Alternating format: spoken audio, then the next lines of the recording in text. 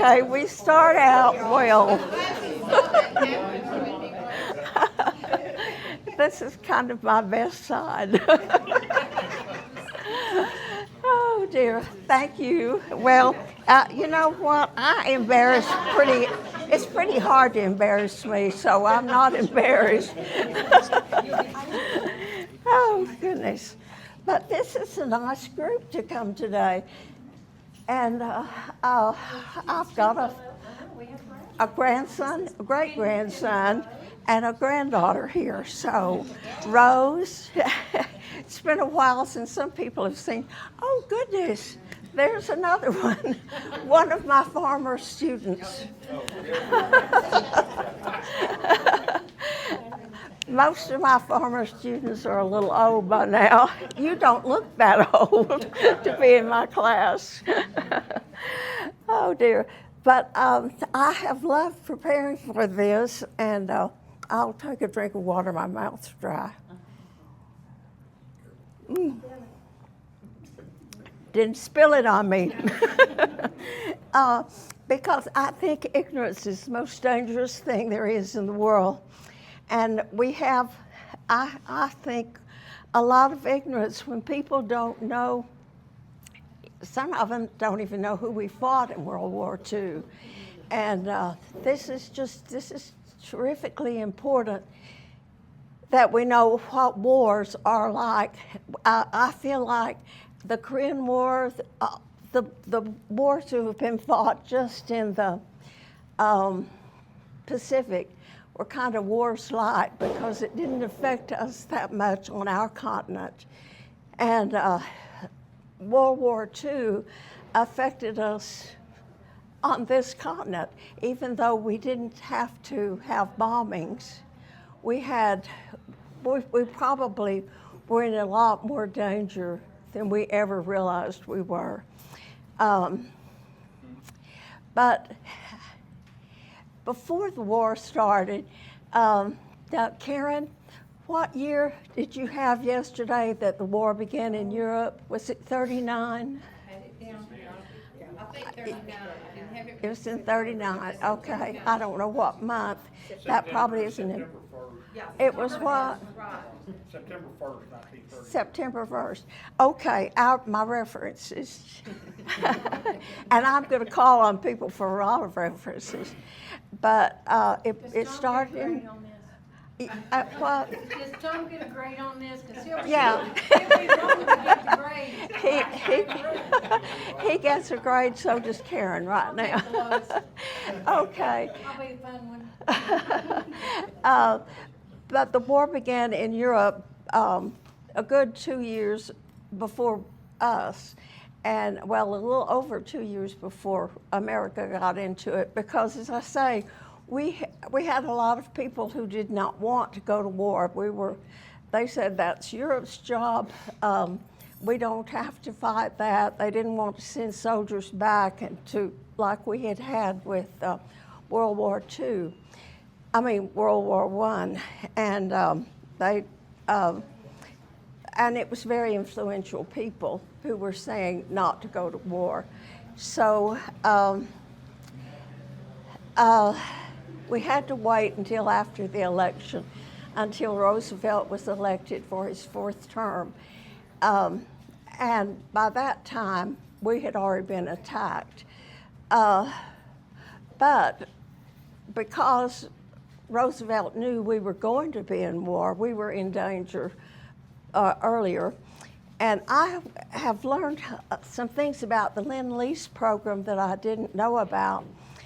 We gave England 50 ships, and that saved their necks for a good long while. I don't know that we gave arms or ammunition, anything like that, to Russia, but we did give them medical supplies. And because Russia was into the war, they were a backward country because Lenin had killed so many of the generals and so forth from their army. I mean, not just a few, thousands. And so they didn't have people to direct, and they didn't have arms because Lenin didn't want to be challenged. And instead of being challenged, she just killed people. And by the time World War II was coming along, it was Stalin. And Stalin was typical Russian. Say one thing, do another. You know, truthfulness was not important to them, to him. But even before '39, Germany, well, after World War II, other countries were rebuilding. But Germany began to militarize, and they didn't consider it a war. They just went in and took Czechoslovakia Jews and did what they pleased. And the same thing they had done with Bulgaria. They did not wait and call it a war. Because a lot of the people in Bulgaria spoke German, they just claimed them. I have thought sometimes if Mexico happened to be military-like, they could say, well, look how many people in Texas speak Spanish. They can be Mexico. But anyway, this was something I brought. This would have been, I was born in '32, so by 34, 35, I was still not in school because I remember a lady from Czechoslovakia came. We lived out in the country, and she was peddling embroidery work from Czechoslovakia. And that was before machine embroidery. And I brought this, I want you all to look at how much embroidery.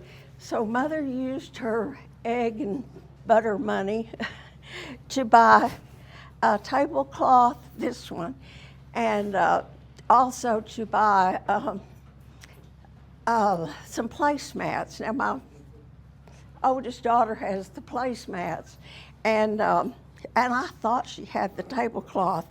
But anyway, I just think it's amazing. And the women who made it were Jewish. Okay, there's a seat up here. You're not going to bother me moving all around because after y'all spilled water on me, you know, I don't have, we don't have to hide from each other. And I saw another students back there on the back row. This is fun to get you guys here. But Czechoslovakia and had a lot of Jews, and embroidery, the Jewish women were the ones who did the embroidery. Also, they were dressmakers. Now, Janelle Berry and Bridget can tell you a lot more about the book that I learned some of these things from. And the day that they broke glass, remember they were, my voice is not good, that they broke the glass, and that was breaking the windows of Jewish business people. And from then on, really, war was declared on the Jews, even if not the country. And but dressmakers and shoemakers and designers were, I've discovered, taken to be seamstresses and designers and shoemakers for the Germans.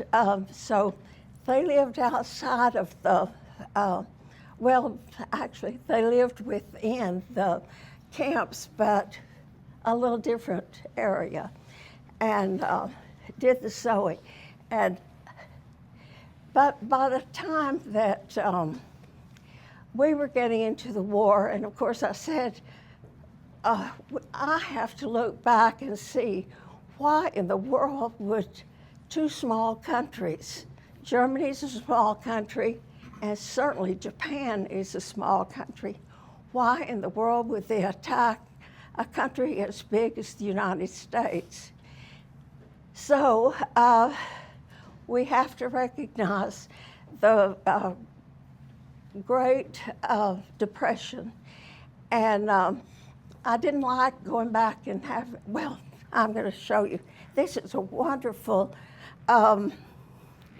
this is Tottie's book, Tottie Cook's book, and it's a great reference book.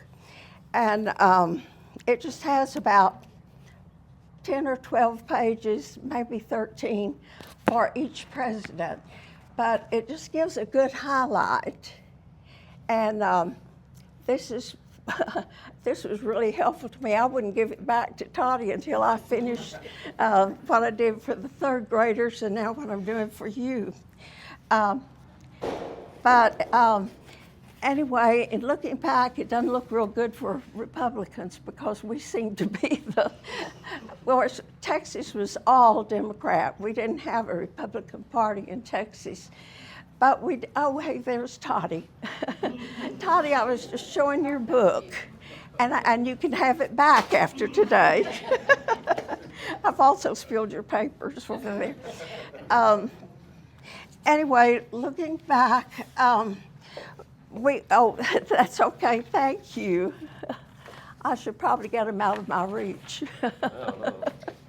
This German, I help for German today. And he felt brave to come up and put that on for us. But the Deep Depression started with us having a really good, the Roaring '20s. And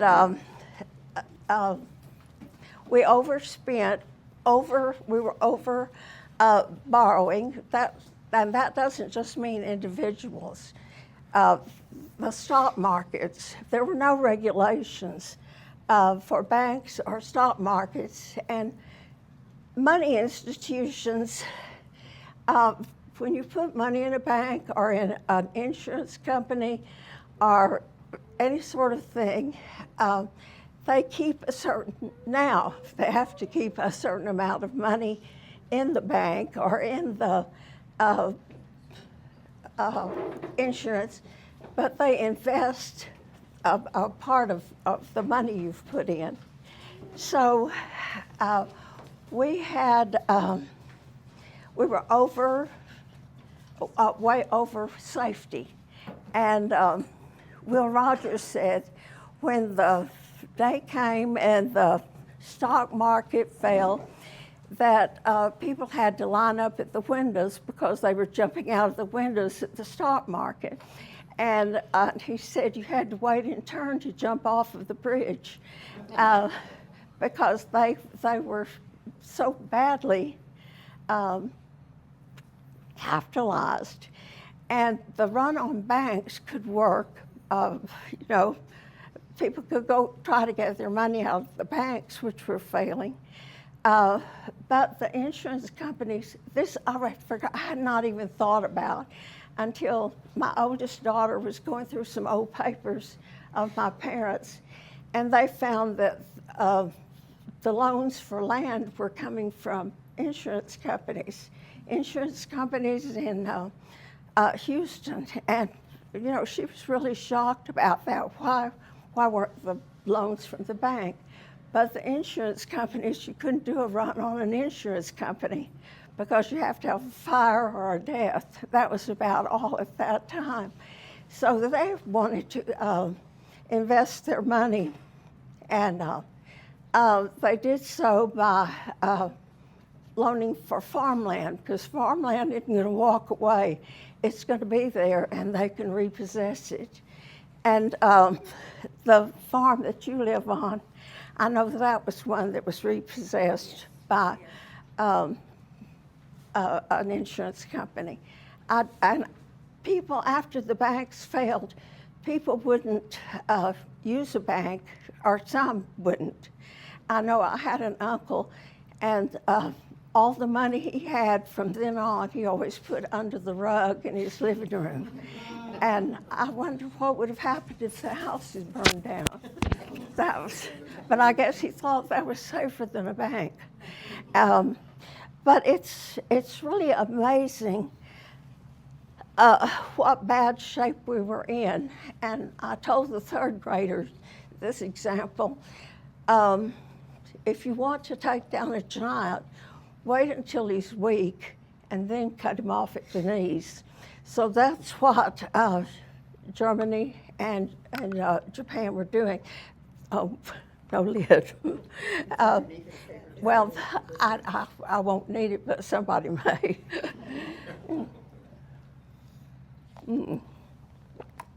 I guess I'm really dehydrated today. I just got my hair done. Anyway, Japan, well, people had expected that we were going to have trouble with Japan sometime, but we, once again, don't pay attention to it if you don't have to. And December 7th, 1941, for the little kids, I sang the song. I don't know if I can sing it right now, but I'll try. December 7th, 1941, our land of freedom was defied. December 7th, 1941, Uncle Sam replied, we did it before and we can do it again, and we will do it again. We'll knock them over and then we'll get the guy in back of him. We did it before, we do it again. I promise my voice was better at one time. Have a little entertainment. That settles down kids. But that was when they attacked Pearl Harbor. Of course, they sent the planes on ships as far as they needed to and then bombed Pearl Harbor. We had 9 ships go down, and I think it was 20 ships extremely damaged. And one of the saddest things about the ships that went down is that they, for days, could hear people in the ships still tapping and hoping that they could be rescued. It was a really terrible thing. And if you've watched Tora, Tora, Tora, and if you haven't, you probably should. I won't watch it again. But it shows how they strafed the airplanes before the pilots could get out and get in their planes and take off. And so there were 2,403 people were killed. Sailors, Marines, and I'm not sure about Army. I just didn't see that listed. I just saw Navy and Marines. But anyway, we were that was our fleet. I mean, there were just a few ships that were out. And when I say a few, I mean like 3 or 4 ships. That's all we had left in the Pacific, because our Pacific fleet was all at that time at Pearl Harbor. And so that was cutting off the giant at the knees to take us down that much. So the next day, well, I'll tell you how I remember that day. It was Sunday, and we'd had a heavy rain the night before, and we lived in the country. And but on Sunday, everybody went to church, even if you had to pull mud to get there. And in my class in school, and I'm sure it was no different in any other class, there was no child that did not go to Sunday school and church on Sunday. And anyway, before we left church, we got word that Pearl Harbor had been bombed. So the next day, Roosevelt declared war on Japan. And then that was December 7th, on December 11th, Germany declared war on us. So, of course, Roosevelt turned around and declared war on Germany. And this is one of the things that amazes me still. is how quickly everything moved in our country. I cannot believe that they could work things so quickly. The men who taught in high school, elementary school was all women, but the men who taught in high school were gone. They were in the Army. And our janitor and bus driver, he was, we didn't think we could do without him, but he did not go into the Army. I think he might have been a little too old for it, but he left for California to work in a plant. And the gearing up for war, I'm sure Roosevelt had the plans made for it to have moved so quickly. But we began with the first little boy who answered something of third graders when I said, "What do we need a lot of?" And he said, "Bullets." Okay, we had to have a lot. And then he's the same child who later said we needed nurses. And certainly we needed, because it was a vicious war. The Philippines fell within 3 months, and anyway, the little islands were taken by the Japanese all the way from the Philippines forward. The Japanese, as you know, that lived in this country were moved into camps because they were afraid that they would communicate with the Japanese and let them know whatever was going on in California and Washington, the West Coast. That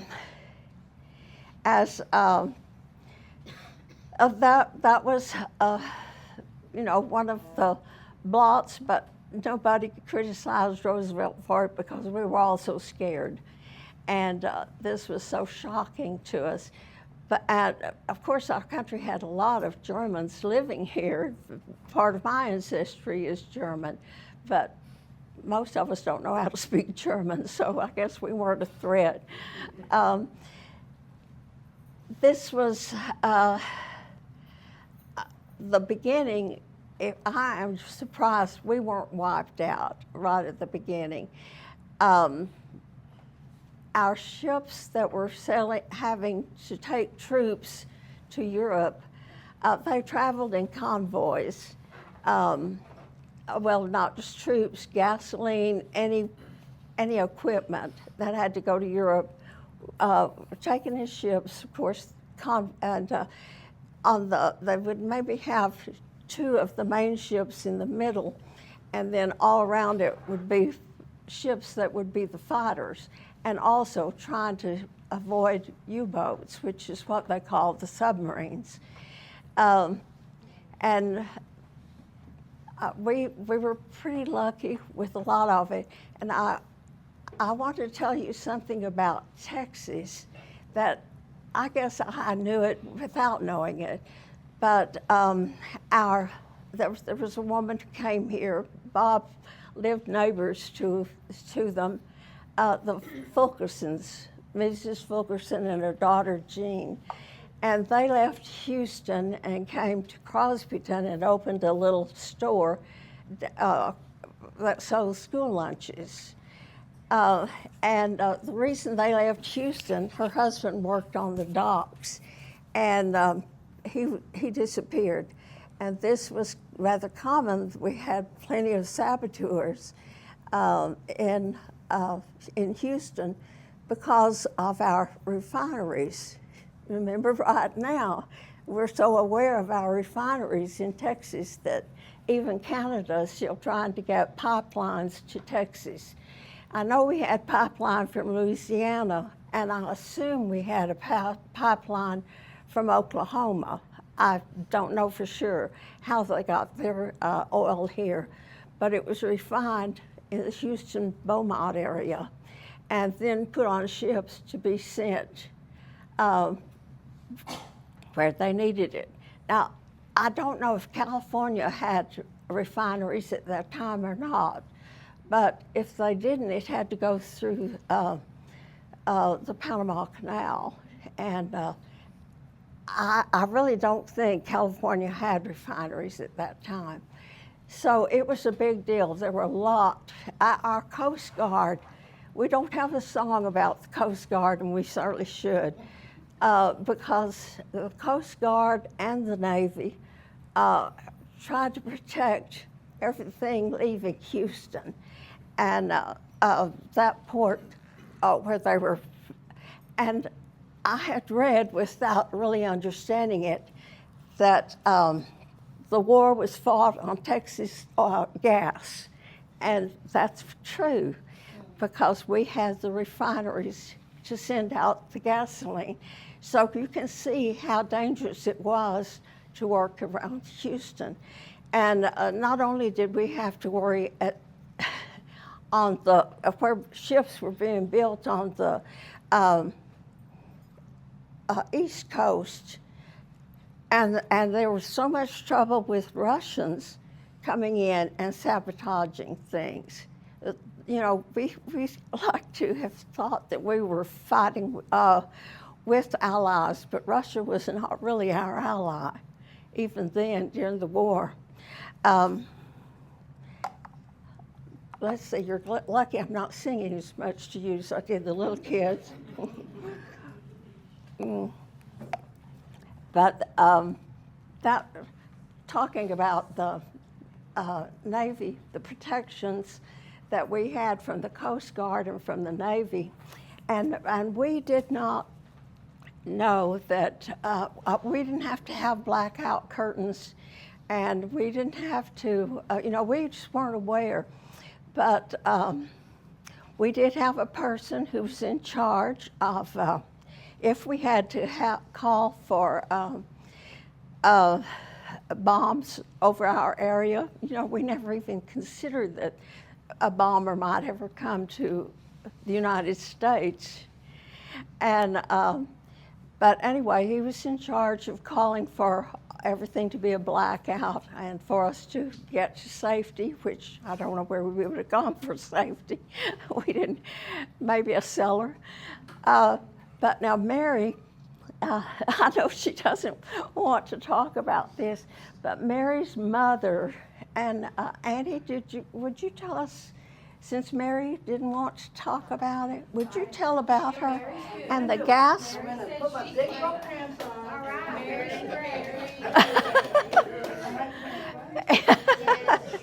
I don't know, where is the gas mask? Okay. First of all, what I want to say is we could all read about this war in a book, but it's truly special to be able to hear it firsthand from Janelle Snodgrass that lived through it. She has painted a word picture that most people do not get to see or hear. And so thank you. Well, thanks. Well, can anyone hear me? Everyone can. Okay, I'm going to start with my dad's family. Is that on? Oh, good. Because they were in Scotland. My dad was the youngest of 12 kids. He lived in South Carolina, and he was 6 when the war broke out. Every male in that family, besides Ben, who was deaf, served as a career military person. My Uncle Harry was 15. He lied about his age so he could get a job at the shipyard. Well, he got one. He was on a Navy vessel to Italy at 15 years old, and he was a lifelong Navy man. My Uncle Tom, and I want to say 2 things here. I'm not a very good speaker, and I hate to follow Janelle, but 2 really interesting things I've been reading about are one, Silent Wings Museum, I don't know if y'all have ever been out there, is definitely worth your while. Most of the glider pilots that were trained for World War II were trained right out here. Oh, the other is, once the greatest generation is gone, we won't be able to remember firsthand what World War II was like. But you can be fortunate enough to go to the tomb of the unknown soldier, and it's very emotional, and you don't realize what those guys do. Since World War II and possibly World War I, there's not a minute go by that tomb doesn't have a sentinel at it. Those guys have to be a certain height. Their waist can't be over 30 inches, so some of us are out. But they live below the tomb. They don't watch TV. They're never allowed to curse, drink, or disrespect the uniform at all their entire lives. When they march 365 days a year, 24 hours a day, their gun is always to the crowd to protect the unknown soldier. So, anyway. Oh my goodness. I got Bridget to print something off because I'm not smart enough to do it.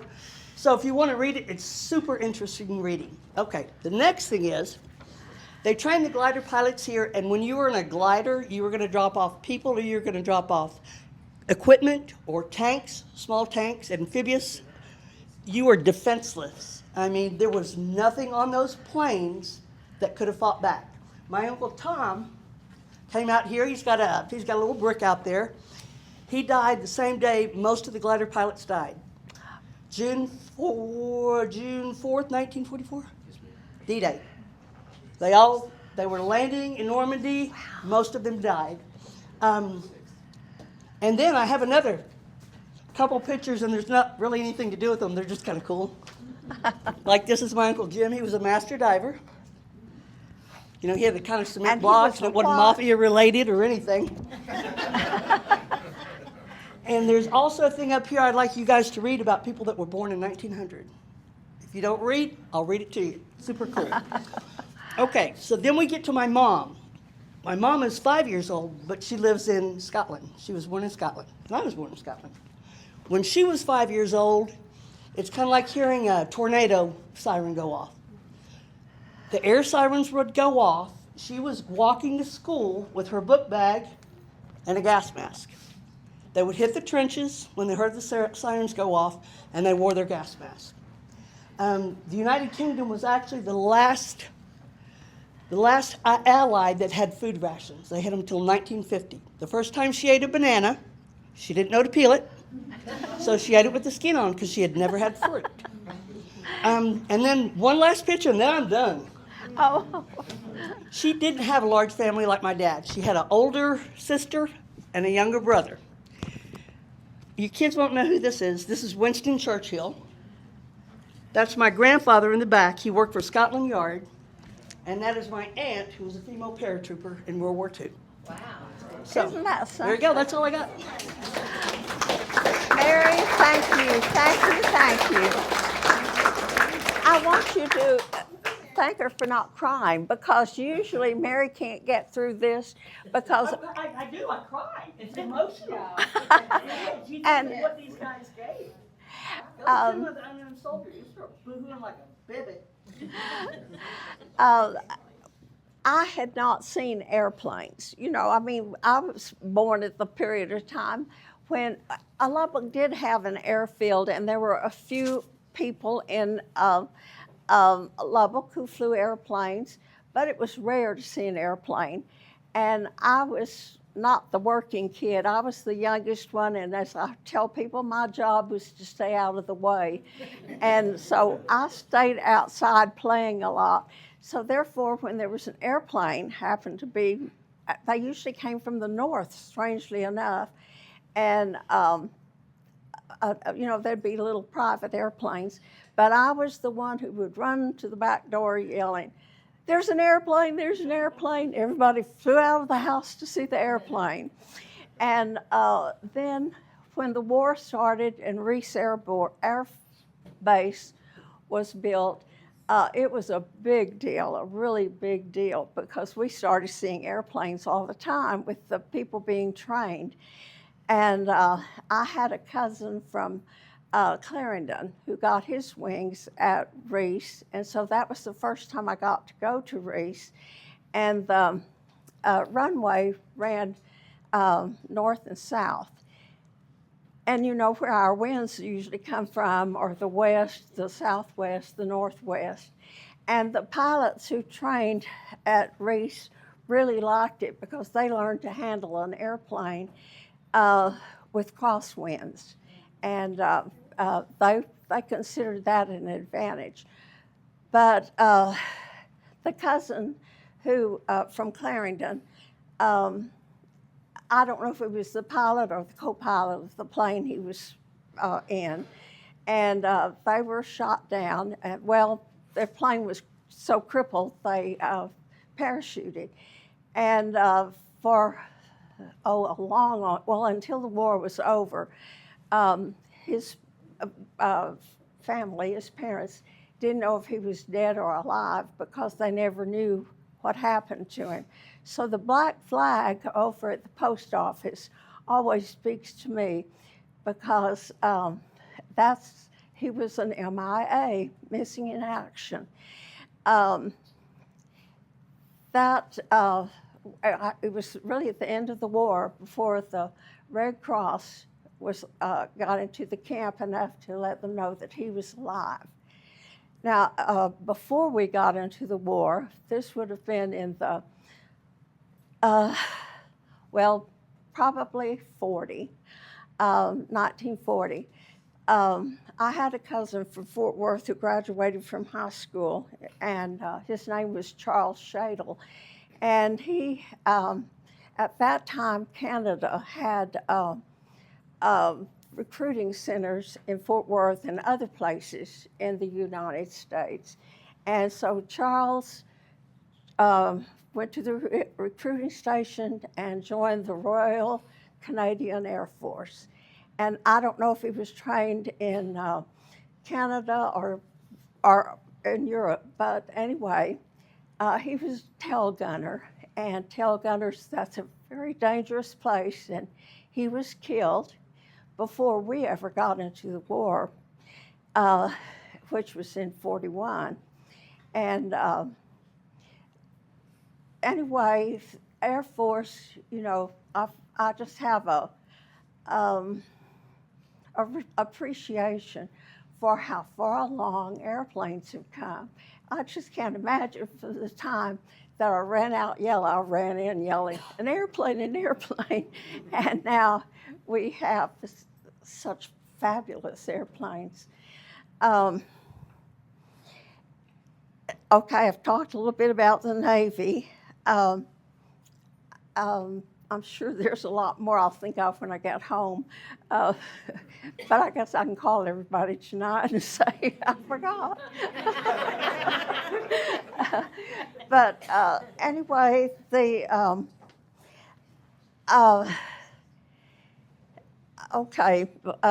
see. Don't want to miss something that's really important. I wrote down a few things. Okay. First came the Dutch, and then came the Poles, and then the Norwegians with 3 million souls. It's all in the book, if only you'll look. It's there if you read the text. They failed everyone at the point of a gun. America mustn't be next. Any arms today? Arms of freedom, that's what I'm selling, any arms today. Scrape up the most you can. Can't make tomorrow's plans, not unless you buy something of freedom today. Okay, I said arms. I meant to say bonds. Anyway, besides not hitting high notes, I can't remember the word, but that was what was sung for the bond when we got together for bonds. And when we would be together for bonds, it was, where the karate place is now, that was a variety store, drugstores on each end, and dry goods stores over there. It was, that was our shopping area. And we gathered in the street and onto the square that's here, which is the memorial building. And they would be selling bonds. I don't remember who would run it, but I know one night when we were at a bond rally, and I thought, oh my goodness, my dad, we don't have that kind of money. And he every once in a while, he'd speak up, he'd buy now, bonds might be $100. That was the most anybody bought. $25 was more common. But anyway, Daddy would speak up and to buy a bond. And but the next day I found out it was a way the bank was was backing that, and it was to as they call it, prime the pump. If he said, I'll buy a bond for $25 or $50, somebody would say, or think in their mind, if Jim Reed can buy that, I can buy one. So, the other people were like me. We didn't know what was going on. And, but anyway, the bond rallies were big, and that song was sung. I don't know how often. It had to be often enough that I learned it and still remember it. And at the end of every meeting, they sang God Bless America. And we watched the news at night at 10 o'clock. The news came on. And when it was off, of course, we were trying to find out what was going on in the war. Where were the troops? What was happening? I couldn't imagine any news that did not have war news with it. And anyway, at the end, Kate Smith was on her radio. I'm sure it was a recording. I doubt she was there every night to sing it, but she was kind of a rotund woman and a little bit tall, and they had her voice singing God Bless America. So some humorist came up with, it ain't over till the fat lady sings. Yeah. So when you hear that saying, I know Andy told me she didn't know where that originated, but anyway, that was it. And we would go to the movies, and they would run a newsreel about the war. And how did the cameras fix it so the tanks were coming and ran right over them? Just like in the westerns, the horses run over whatever the camera is. And but they didn't show ever anything that was bad. Well, it would be muddy and uncomfortable looking, but they didn't show anything bloody or anything about deaths or anything about an airplane going down. Now, I'll talk about the shortages that we had. That's as much as we suffered. And it wasn't very different from the Great Depression. We hadn't had a break between the Depression and the shortages, so it was just all pretty common. But Tom looked up. I never knew why we had such a shortage of sugar. So, Tom, tell him about that. Well, I didn't know it, but evidently at that particular time, we got most of our sugar from the Philippines. And of course, whenever they were occupied by Japan, that killed that. And then the U-boats were operating in the Atlantic and near the Caribbean, so we lost a lot of supplies from Cuba and Puerto Rico. And then a lot of cargo vessels were sent over to the military for transport. And that interrupted. Oh, I didn't know that.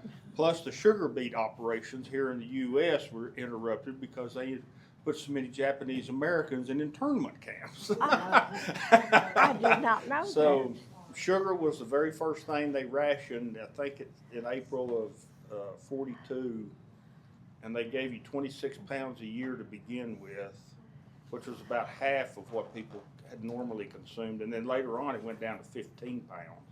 And that was like a half a cup a day, I think it was, or a week. It wasn't much. Yeah, for a family. Yeah, and for a family. Mm-hmm. And the sugar ration stayed in place until 1947. Mm-hmm. So, Well, I remember Mother carrying her book of stamps, and for the things the foods that were rationed, and she'd have to trade a stamp in for whatever she was buying, and when you used up your stamps, you didn't buy that anymore. For our car, for our gasoline rationing, there was a sticker on the passenger side of the car, and that would show what category you were in. And if you were farmers, I think we had more gasoline available. And my dad had a trucking business, so he had more gasoline for that reason. And one of the things that I think is interesting, his dad was a Baptist preacher, so I don't know how he learned farm, but he bought farmland, and mother ran the cows, the chickens, all of that sort of thing, the gardening. We lived off of the farm, and mother said that we were so, farm families are so lucky because we could raise our own food, we could supply our food. What was very hard with people who lived in cities, and they couldn't furnish food for themselves. And I have read that in Europe, especially the United Kingdom, the UK, that they planted food in their flower beds instead of flowers. But we went into daylight saving time. That was the first time I'd ever heard of it, and I guess that's when it began, because people needed to be able to work their gardens longer, and we needed to have a longer day of sunshine for people to be out to work. Now, my dad had this trucking business, and he would, it was called diversified farming. That was the name that Roosevelt gave to it. And diversified farming was raising your hogs, cattle, doing your milk cows, having gardens, chickens, just what we did. We don't now. But anyway, every farmer had to get his cows to Lubbock, to the market, or if they had a little better market, if they could get them to Fort Worth. So Daddy had put in this, he and a couple of other fellas, they bought trucks and started hauling for people.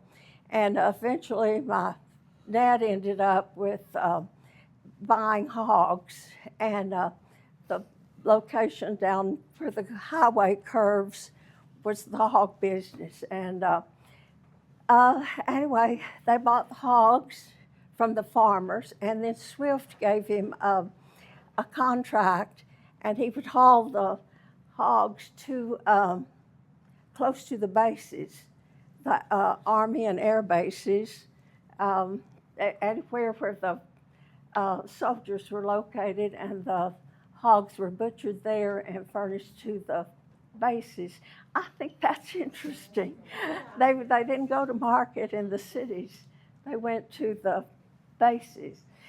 And anyway, because of that, we moved into town so he could hear the trucks coming in, because before that he had to stay in town waiting for the trucks to get back in. And we lived in the house that I call the Doss house on the highway.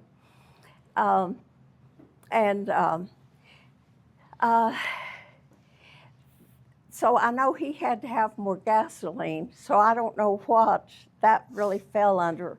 And let's see, what else was I going to tell about that? Something that I thought was interesting. Anyway, when the war was over, of course, that business oh yes, I know what I was going to connect with that.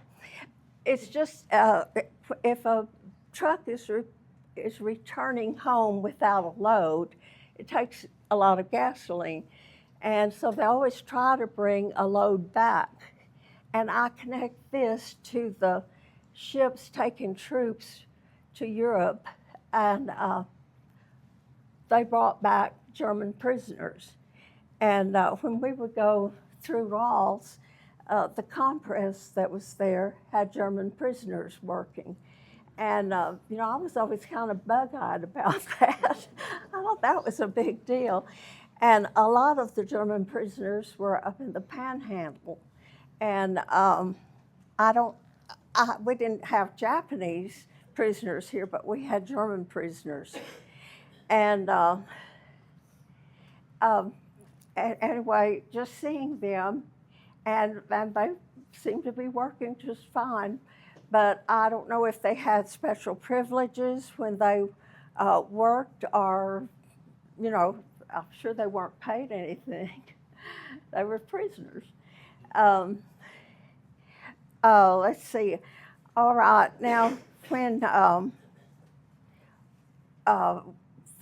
war, we were still, I don't know what year this might have been, but when we were getting our troops moving into Italy, I had a cousin from Marlow, Oklahoma. His name was Littrell, was his last name, and he was a tank. He was part of a tank crew, and their tank had broken down, and he was out. They were all out trying to get their tank fixed, and a grenade was thrown, and it was not enough time for them to do anything about it. So he fell on it with his body and took the impact. And so he was killed. And Tom, who remembers everything he reads, told me what kind of accommodation or what type of medal he would have. He probably would have gotten the Medal of Honor. Okay. Most likely. Yeah. There's been several soldiers killed in that fashion. Okay. Okay. But that's amazing, isn't it? That so, and I have wondered if he was with Patton's army, because he was Not in Italy. not in Italy. Okay, I didn't know, because I didn't know where Patton's No, army. Patton was in Sicily, but not Italy. And Okay, then he came into Europe. okay, and all right. Well, I don't have to read Patton's book again then.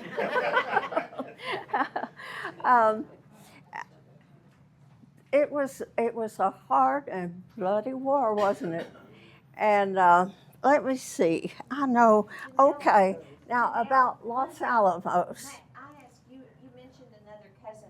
What about that cousin that was MIA? Did he ever come back, or they never knew? For the one that was a prisoner, he did. He was released. He was a musician, and he ended up in using a little marijuana down in Mexico, and kind of had to leave Texas. And, you know, that was before I'd ever heard of marijuana.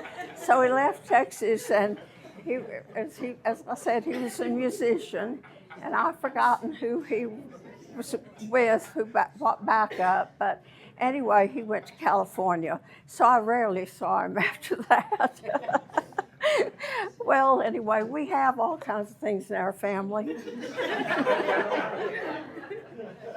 We're talking now.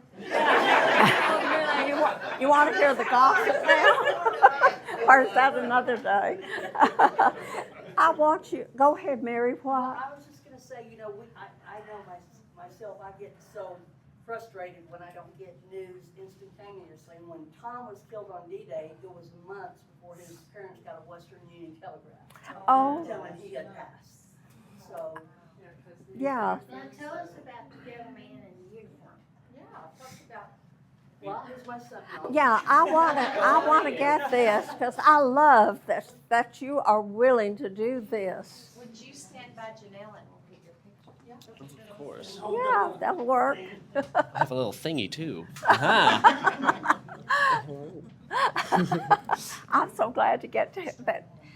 And you even have the blonde hair I do. and the blue eyes. I'm a fine Aryan specimen. Yeah. aren't I? We have an Aryan standing by us. I was American, but there was a recall in the 30s. How did you come by this uniform? How did your family come by it? So this is actually reproduction, Oh, indeed. a lot of people like keeping World War II alive and doing reenactments. And it's very popular for us Americans to dress as Americans and shoot Germans. But somebody has to get shot, so that's where I come in. So that has been a popular thing in America. It's not as big as Civil War reenactments, obviously, but it's still very prevalent. And I am dressed as a Fallschirmjäger, which is the German equivalent of paratroopers. Yes, sir. Now, they were treated like the SS, so 90% of them were Nazis. There's no getting around that. They were all doing the horrible things to the Jews. They were condoning it. The Fallschirmjägers really came to be throughout the 30s because Hitler was rearming, and he couldn't technically get tanks, and he could get planes. So he had the Fallschirmjägers pretending to jump. Like they'd build wooden stands that go 10 feet up, and then they'd jump off that. Oh. That was their training. Until the war came in, they hadn't jumped out of a plane until they were getting deployed, most of them. Yeah, Oh, think about that. How interesting.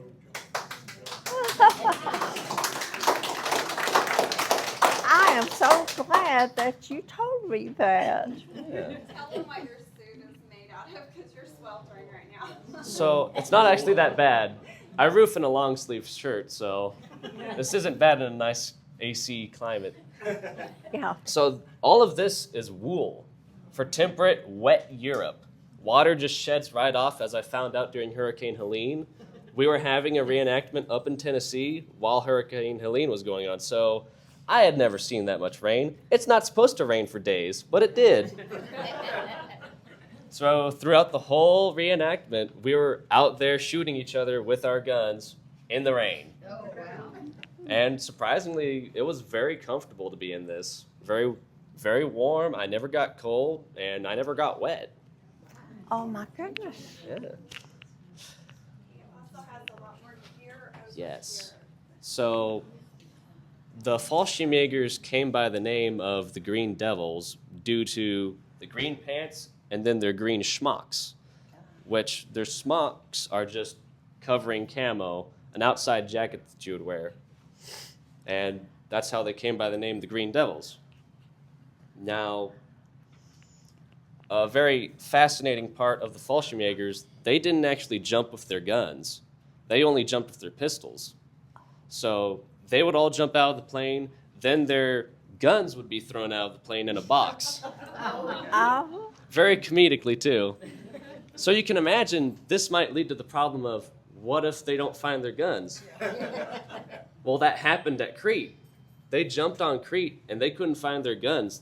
The farmers at Crete found their guns and hunted those Germans for days. After that, the Fallschirmjägers were never the same. And that's where the death of them really came in. And I'm sure some of y'all probably know about the 101st Airborne of the Americans. Well, when they got deployed, they never jumped again. They fought throughout the whole war as if they were Army. And a lot of that happened to the Fallschirmjägers. They got deployed one time and just stayed fighting the whole time like Army. So that's a brief little history on the Fallschirmjägers. Oh, and I should probably tell y'all what that word means. It means falling hunter. That's the literal translation, falling hunter. Oh, that. Very cool. Do you want to tell about this equipment right here that was from his family? So my brother David, our great-grandfather fought on D-Day as a radio operator. He would lay the wire so that the troops in front would know what is happening, so that they had a radio, because it had to be wired the whole time. We didn't have wireless radio like we think of it nowadays. You'd have to get it wired to get it there. And this is a 4th Infantry Division uniform. As you can see right here, this patch, little green leaf, 4th Infantry. This, I can't remember exactly what squad he was a part of, but he was a radio operator. He laid wire, and I thought that fell. Somehow or another, our grandfather got a Bronze Star, and he wouldn't tell anyone how. So that should tell you something about him. But yeah, he landed on D-Day. He wasn't at Omaha. He was at Utah Beach. So instead of machine guns, they dealt with snipers, which is worse or better depending on how you look at it. Being a radio operator was a very dangerous job because those snipers, there was a ton of them at Utah, and those snipers would just go out and hunt radio operators who were laying wire in the middle of the night. One time he was out there laying wire, his buddy stood up for literally 2 seconds and got shot.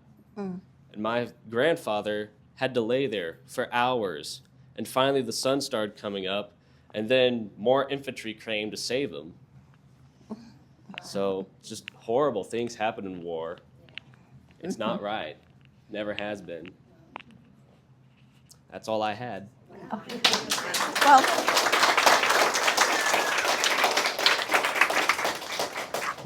one of the most, I'm so glad you talked for a little while, gave me time to remember that rubber was one of the things that we did not have and we had to have.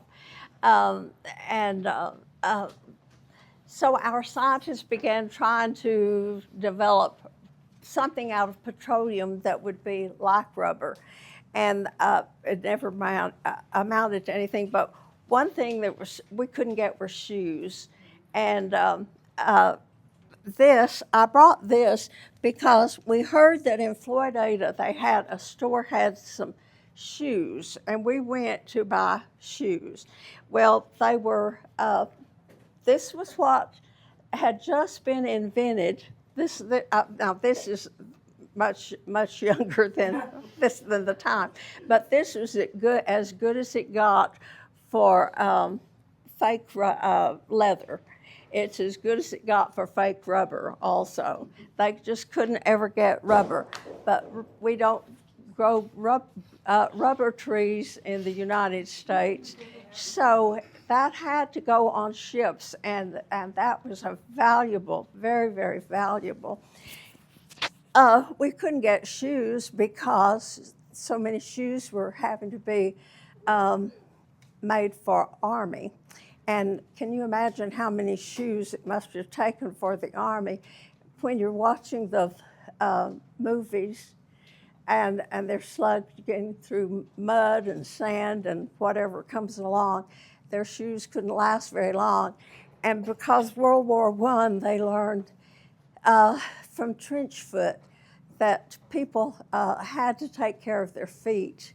So that's one of the things that we worked, were really almost as important as bullets was that they have good shoes. Let me, oh yeah. This is Frank. I'd like for you to tell them about the women who, I knew that women flew the planes from where they were manufactured to bases, but I had no idea. Tell someone else's story, Janelle. I don't. Yeah, okay, this is Frank's. You're sitting by Frank. It's Bridget's dad. Yeah, that did sound like Francis or Fran, didn't it? Oh, I gave you a start, didn't I? That's good. Well, all the men were overseas. Yeah. And the women had to fill in for where the men couldn't do. And, there's such a thing as no such thing as a coincidence, right? Absolutely. Well, I got signed off as a flight instructor. And I think it was just a few hours later, I was supposed to go fly with this lady. She's about 30 years my senior. And so here I am, I'm green turkey on the job. And to make a long story short, after a while I got to like the lady. Anyway, it was her job to fly bombers. She trained over here at Sweetwater, Texas, by the way. I thought that might be where she was trained. And she was a pilot all the time. Where you said. Transport pilot. She flew the bombers from here. I don't know. She never told me herself that she flew across the sea, but I'm pretty sure she did because she made a remark one time about being 50 feet off of the water. If you lose an engine, you don't have a second choice. Oh, Anyway, I kind of figured that was it. And then I know more about her from other people around her. She was a pretty strong figure in this thing called Powder Puff Derby, which was big back in the 70s and 80s. There's a bunch of women that had these flying contests and stuff. Anyway, she was kind of influential in that. But anyway, here was a green flight instructor flying with a lady who had 1,000 hours. And I don't know anything else I can tell you about it. There was two of those ladies that I know were involved in that. And one of them actually lived on the airport. She had a hangar in her backyard. oh, And I don't know where Annabelle's hangar was. I think it's right there close because she could walk to it. But anyway, I can say one thing about either one of them. There was no gray area. There was no gray area. It was either black or white. Absolute. And I don't know much else I can say except they were good people. well, I thought that was very interesting. I really did. And Judy had said she thought they might have trained at, where did you say? Not Big Springs. Yeah, okay. Well, Well, the gliders were trained at Lubbock Army Airfield. Yes. That's where the airport is today. If yes. you haven't been to the Silent Wings Museum, you need to go. I have not been there for a long time, but I have been there, and it is interesting. They flew over our farmhouse, which was Oh. due west of there when I was like 4 and 5 and 6 years old. Oh yes. Oh my. I was just gonna say that, the man that ran, Ford Motor Company here for several years was named A.B. May. Yeah. And Kathy's father worked with him, but he had flown a glider in on D-Day and survived it. I did not know that. He never spoke of it, but, you know, sure. Well, and one of the things that Frank had mentioned that I thought was interesting is that the ladies didn't have a license. Oh, they They did. were- They were granted commercial license before. Oh, they were allowed- they? Yeah. Well, why were they coming to you then for? Oh, she's this powder puff thing, and she was, Oh, that was the reason. yeah, she had to qualify in this particular area for be legal for insurance or something. I don't remember Oh, what the deal was. I don't remember I the had details. misunderstood. Okay, that's why we come together, and it's not just one person to talk. Because you can leave. She was Yes, very apt as a all right. pilot. Now, for Los Alamos, out in New Mexico, where the atom bomb was developed, I just gotta have you tell them about, okay, your dad. My dad, Clyde Davis, was Army, but after the bombing, they loaded this Army battalion up on ships, and they circled those islands of Hiroshima that were bombed for 3 weeks before it was cool enough for those Army guys to go on that island, I guess to sweep it, I don't know what else. But can you imagine after going on that island and seeing all that destruction of having to lay your head on that pillow at night and not recall that? My dad never spoke of too many things, but he did recant that to me. And of course, after the war, they moved out here. Even he had an uncle in Morton that set him up in farming, and then he moved to Crosby County after that. There were several things that I'd asked for that didn't show up on my doorstep. UPS did not deliver it. Probably be there when I get there. But my mother had given my dad and his brother little Bibles. But this Bible had a metal shield over it with a cross. And so I'd ask a cousin for that. But anyway, it may be at my house tonight, but I just thought Oh, just yeah, things like that were interesting, and, like I say, my dad didn't mention too much, but he did yeah. tell me that story, but I just can't imagine his thoughts, aftermath about all that. You know, I've been told that a lot of the men didn't talk a lot about it. Stuffed it down, just Uh, stuffed it down. Bob was a good friend of Mr. Powell, who lived across the street from me, and he was a medic. And anyway, Bob has told about them not. I mean, Mr. Powell wouldn't talk about. He was which battle? I mean, He was in the Hurricane Forest in Belton. And that was one of the highest casualty rates of the war. They suffered about 90, in the mid to high 90s, mid and the low 90s casualty rates. oh my goodness. Man, and he was a medic taking care of them. Oh my, oh my.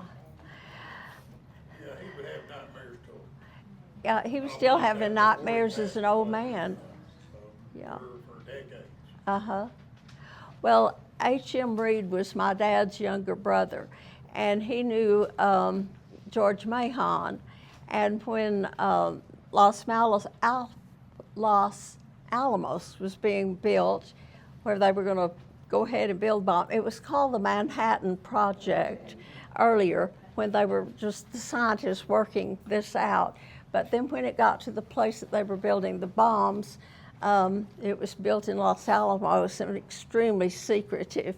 And I don't know if anybody in the family knew that H.M. had the contract for laying the cement. And I think that he had been a farmer. So, and he wasn't a rich farmer, he was just a farmer. And, but he did know the right person. And what was George Mahon's, you know, I had it wrong, you had it right, and it was my war, and he wasn't supposed to know more than me, but he did. What was George Mahon's, was he in the Senate or the House? Congressman, he was over the House Ways and Means Committee. Okay, Chairman. yeah. He was the chairman, yeah, but they funded everything, I think, didn't they? Yeah, they did, I'm sure, because otherwise H.M. wouldn't have gotten that job. It was really through his wife's friend that George Mahon was good friends with a different couple. But anyway, I thought that would, and you know, that had to be kept so secret. I just think it's amazing that it was out in the mountains. So Janelle, I have a question for you. Talk a little bit about how things changed at your house during the Depression, because I know what things were like when I went to my grandmother's house. Yes. And so I think some of these young people, and some who think they're not young people that are young people, need to hear some of that, because, you know, prices just keep going up right now. Yeah. And one of the things, I'm gonna come back to that, but one of the things I wanted to interject earlier, when you were talking about how people in the UK would plant vegetables in their flower beds. They did have something here, they were called victory gardens. Oh, yes, the victory garden. And they wanted you to plant them in your yard, and you can still do that Mm-hmm. anywhere you live. I'm a big gardener, y'all don't know me. So, I mean, when I say big, I mean big. So. And you I can. don't call it a farm, I call it a garden, but it's big. So, you can still do that. Instead of having a whole yard full of grass, you can plant a garden. So they were victory gardens, and they also let them have chickens. But like my grandparents saved foil, we call it tin foil, aluminum foil. Yes. They would save it every time you had a potato. You had to be careful about how you unwrapped it, and you had to save that foil. And let me tell you, the price of foil is high. Now I know why. Through the night with the light from above, from the mountains to the prairies, to the oceans, wide and flow. God bless America, my home, sweet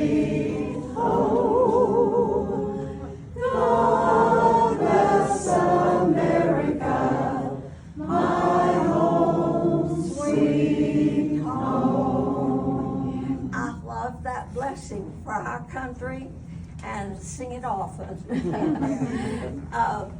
And I do see a lot of my students, I bet they didn't think they'd have another time to have to listen to me, but here they are, and happy to have you.